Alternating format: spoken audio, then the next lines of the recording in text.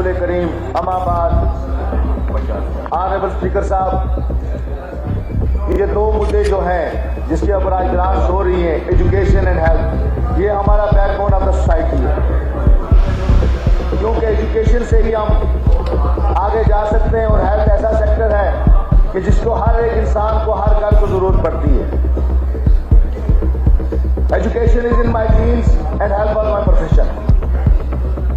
मैं सबसे पहले एजुकेशन सेक्टर को लूंगा। मैं मैडम जी का बड़ा शुक्रगुजार हूं, लेकिन एजुकेशन सेक्टर में बड़ी आने वाले टाइम में बड़ी परेशानियां होने वाली हैं। सबसे पहले मैं आपको ये बताना चाहता हूं कि RRT स्कीम जो मेरे वालिद साहब ने 2000 में यहाँ पे राइट की, उसके तहत 70,000 चूल्हे जले। आज उसी RRT के तहत मास्टर ग्रेड लोग पहुंचे हैं, साड़ी और बन चुके हैं, लेकिन हमारी प्राइमरी स्कूल जो है वो आज टीचर्स के बगैर होने वाले हैं। हमारी पोस्ट जो है वो फ्रीज कर दी गई है। अगले 10 साल SSRG में कोई टीचर नहीं लगने वाला है। इसलिए मैं आपको गुजारिश करता हूं कि आपको लोअर प्राइमरी स्कूल जिसके लिए RRT स्कीम बनी थी, उसके लिए आपको कोई ना कोई काम करना पड़ेगा। या तो आपको कंट्रैक्चुअल टीचर लगवाने पड़ेंगे, उसकी अहम जरूरत है। मैं यही चाहूंगा कि जो मेरे वालिद ने RRT स्कीम बनाई, इसी तरह की आप भी मैम कोई स्कीम बनाएं, ताकि बेरोजगारी भी दूर होगी और हमारे स्कूलों में टीचर भी आ जाएंगे और बच्चे भी एक अच्छी तालीम हासिल कर सकते हैं। दूसरा मुद्दा जो है वो कंट्रैक्चुअल लेक्चरर्स का है। ऑनरेबल स्पीकर साहब, हम कंट्रैक्चुअल लेक्चरर्स लगाते हैं हायर सेकेंडरी में, लेकिन होता क्या है कि ये एक एंड ऑफ द पीरियड में लगते हैं, जिससे हमारे बच्चों को कोई फायदा नहीं होता है। मैं ऑनरेबल मिनिस्टर साहिबा से ये इल्तिजा करता हूँ कि क्योंकि कश्मीर में स्कूल खुल गए हैं, अप्रैल तक ये कंट्रैक्चुअल लेवल के लेक्चरर्स लगने हैं, क्योंकि हमारे दूर दराज हायर सेकेंडरियाँ जो हैं वो विदाउट लेक्चरर्स हैं, विदाउट प्रिंसिपल्स हैं। मेरे अपने उड़ी सब डिवीजन में 5 प्रिंसिपल इस वक्त हायर सेकेंडरी में मौजूद नहीं है। लेक्चरर्स की तो बात ही नहीं है। सो ये लेक्चरर्स जब आप लगाएंगे, इसको डिस्ट्रिक्ट लेवल पे ले जाइए। डिस्ट्रिक्ट लेवल पे इनकी अपॉइंटमेंट होनी चाहिए या उस इलाके से होनी चाहिए, ना कि पूरी स्टेट से या डिवीजन से हो, क्योंकि 20,000 रुपए में आपका कंट्रैक्चुअल लेक्चरर उड़ी नहीं आएगा। वो अगर सिलेक्ट होगा अमरनाथ से, वो खाएगा क्या, वो बैठेगा क्या और कमाएगा क्या।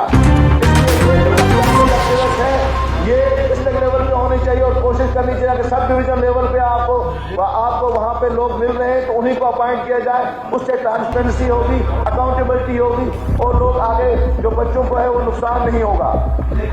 तीसरी बात, जो आपने अटैचमेंट कैंसिल किया, हम आपको मुबारकबाद देते हैं, लेकिन इस अटैचमेंट्स को पूरी तरह इम्प्लीमेंट किया जाना चाहिए। मैं ये देखता हूँ, मेरा आखिरी गाँव गवाता है, वहाँ की मास्टर ग्रेड की पोस्ट पे बंदा जो है वो पटन में नौकरी कर रहा है, तनख्वाह मेरे उड़ी से निकल रही है। मुझे ये मंजूर नहीं है। मैं ये चाहता हूँ कि जिसकी जहाँ पोस्ट है, या तो वहाँ आके वो ड्यूटी दे, नहीं तो अगर नहीं दे सकता है तो किसी और पोस्ट से उसको आप तनख्वाह दे दें, लेकिन not at the cost of my people, not at the cost of my student. तीसरी बात जो है, जो हमारे बिजली कॉलेज है, वहाँ पे अभी आपने रिक्रूटमेंट की है। मैं बड़ा शुक्रगुजार हूँ कमिश्नर साहब का भी और मैम का भी कि इन्होंने जो नए लेक्चरर सिलेक्ट हुए हैं उनको दूर दराज कॉलेजों में भेजा है। लेकिन अभी भी जरूरत है कि यहाँ पे वहाँ पे और कंट्रैक्चुअल लेक्चरर्स को भेजा जाए। और साथ में मेरे वहाँ पे उड़ी में सोशियोलॉजी और बायोटेक्नोलॉजी का कोर्स जो है वो दोबारा स्टार्ट किया जाए। मेरे पिछले दौरे हुकूमत में मेरा एक बहुत इलाका जो है वो बॉर्डर इलाका है।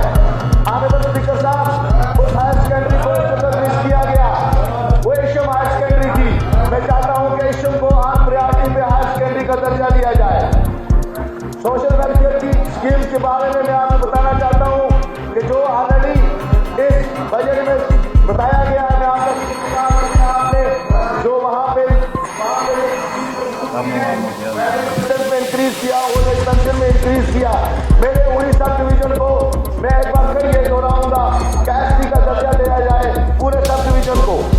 अब मैं हेल्थ के ऊपर 2 मिनट बात करना चाहता हूँ, क्योंकि ये मेरा पैशन है। नहीं स्पीकर साहब, हमारे लिए टाइम आपको देना पड़ेगा 2 मिनट के लिए, क्योंकि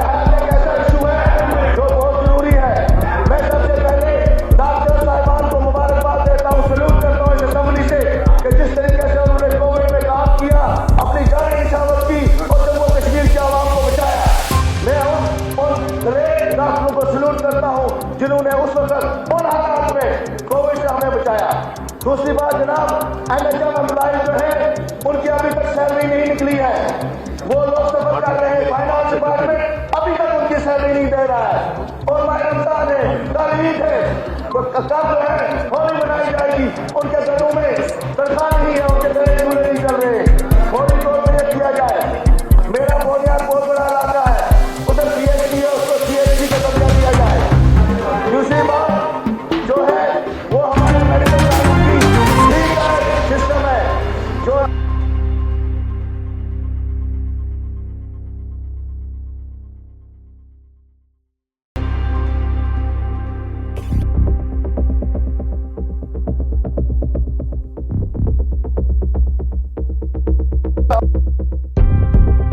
उनको जो हम यहाँ पे देते हैं आयुष्मान भारत के तहत, उनको भी नर्सिस का जो है, जो नर्सिस यूज होती हैं उनकी उस उम्र में तो उनको केयर कर सकती हैं, उसको आयुष्मान भारत मिला है। बस हो गई बात।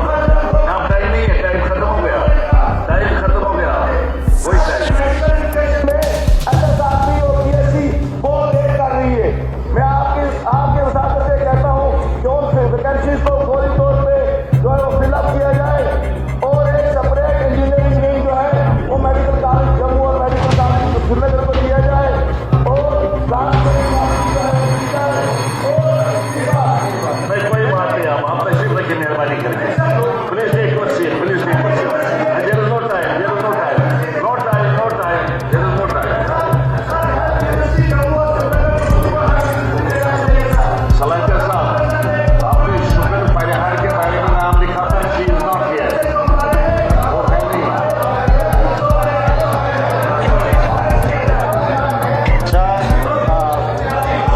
सच्ची और निष्पक्ष खबरों के लिए हमारा साथ दें। इंडियन न्यूज सोर्स को सब्सक्राइब करें और हमें आपके समर्थन की ताकत बनाएं।